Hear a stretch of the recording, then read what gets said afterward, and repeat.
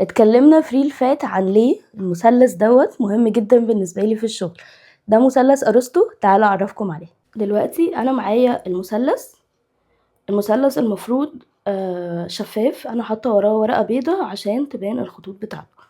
لو بصينا هنا في النص هنلاقي علامة سودة، العلامة دي لو مشيت يمين هلاقي 15 سنتي، لو مشيت شمال هلاقي 15 سنتي.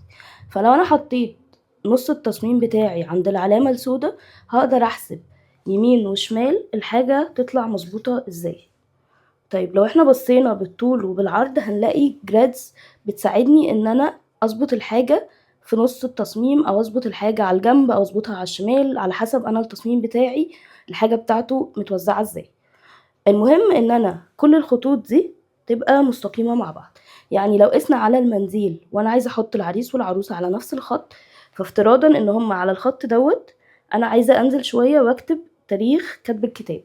فلو العرسان على الخط ده انا عايزة اتأكد ان تاريخ كتب الكتاب هيكون خط مستقيم ماشي مع التصميم اللي فوق، او ماشي مع اسامي العرسان.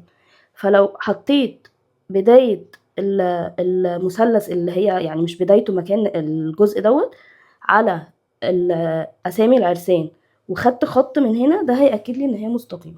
لو انا فضلت ماشية مع الخطوط دي طول وعرض على كل جزء في التصميم بتاعي هتأكد ان كل حاجة منهم مظبوطة. طيب لو انا دلوقتي قلبت المثلث كده هنلاقي ان في زاوية في المثلث 90 درجة. الزاوية ديت بتساعدني ان انا اظبط القماش بتاعي مستطيل او مربع.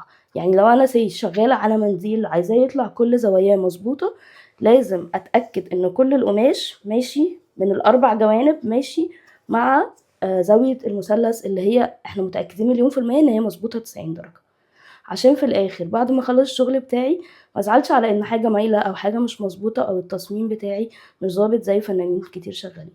والتصميم واحده من الحاجات المهمه جدا اللي بتفرق فنان تطريز عن فنان تاني.